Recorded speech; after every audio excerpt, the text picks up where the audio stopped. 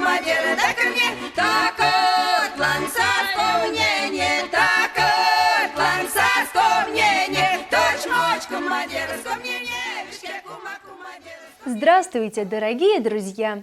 Я Кристина, и мой незаменимый помощник Куйгарыш снова с вами в школе мордовских языков. Шумбратада шабат. И мы продолжаем наше увлекательное путешествие в волшебную страну макшанского языка. Друзья, послушайте макшанские пословицы, которые я подготовил специально для вас. И угадайте, о чем мы сегодня будем говорить. Сай апрель, якшам датят пеле. Апрель подходит, мороза не бойся. Пелят кизань псишида, а ярцат кшида. Летом жарких дней боишься, зимой хлеба не наешься. Тундась мазы, панчвса, кизась сёраса. Весна красна цветами, лето хлебами. Все верно, ребята. В этих пословицах говорится о теплых временах года, весне и лете. Сегодняшнее наше занятие завершает цикл уроков о временах года. И его тема – тундась и кизать самац, весна и приход лета. Весна – это удивительная пора. Еще достаточно холодно, и земля еще не до конца проснулась от зимнего сна. Но в воздухе уже чувствуется неповторимый аромат, свойственный только весне. Ребята, по-макшански весна – это тунда. И по традиции мы назовем вместе с вами весенние месяцы на макшанском языке. Куйгарыш, поможешь нам? С большим удовольствием. Марайков – март, Шудиков – апрель, Панжиков – май. Ребята, свои названия весенние месяцы получили не случайно. Каждый из них отражает какой-либо признак весны. Так Марайков – март – это месяц сосулек. И правда, в марте начинает таять снег. И под теплыми солнечными лучами с крыш домов начинают свисать сосульки.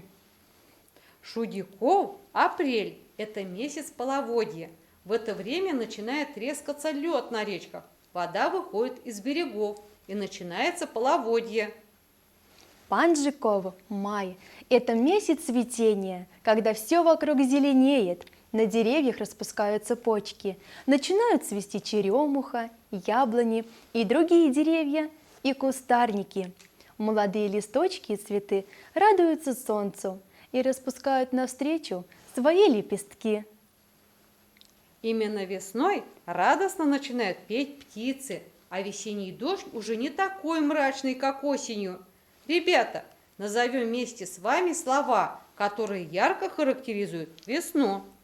Шир – солнце, эжьемс – греть, соламс – таять, шуфта – дерево, путьканя – почка, пиже – зеленый, пижелгадамс – зеленеть, панчв – цветок, панжемс – цвести. Молодцы, ребята! После весны наступает лето.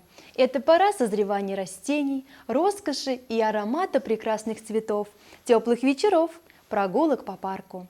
Как же будет звучать лето по-макшански? Киза. Хорошо. Друзья, а как будут звучать на макшанском языке названия летних месяцев? Куйгарыш, назовешь ребятам? Конечно. Лембеков – июнь, Псиков – июль, Марьков – август. Ребята, макшанское название лямбеков – июнь получил от слова лямбе – теплый. Наступало лето. Древняя мордва могла заниматься полевыми работами, домашними делами. Псиков – июль дословно переводится как жаркий месяц, а Марьков – август как месяц яблок. Думаю, ребята уже сами поняли, почему наши древние предки их так называли. Молодцы, ребята! Лето – это пение птиц с раннего утра до позднего вечера. Это утренняя роса, капли которой смотрятся, словно маленькие и очаровательные кристаллики. Ребята, назовем слова-признаки на макшанском языке, которые характеризуют это время года. Лембе – теплый, пси – жаркий, опана – душный, эше – прохладный, Кувака длинный, нюхканя короткий. Все верно, друзья. Нередко летом мы можем услышать грохот грома, увидеть яркую молнию, после чего начинает лить летний дождь. Назовем вместе с вами природные явления на макшанском языке. Пизем – дождь, йондал – молния, атям – гром, тярахман – град, атям – марта, пизем – гроза. После теплого летнего дождя на миг появляется красивая радуга в небе. Атям йонга. Молодцы, ребята! Однако наш урок подходит к концу.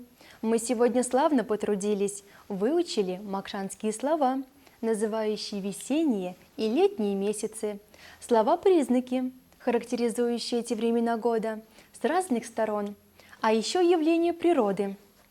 Друзья, я очень надеюсь, что наши уроки заинтересовали вас и вы полюбили чистый и мелодичный макшанский язык. До свидания, ребята! Вайсидемазанг!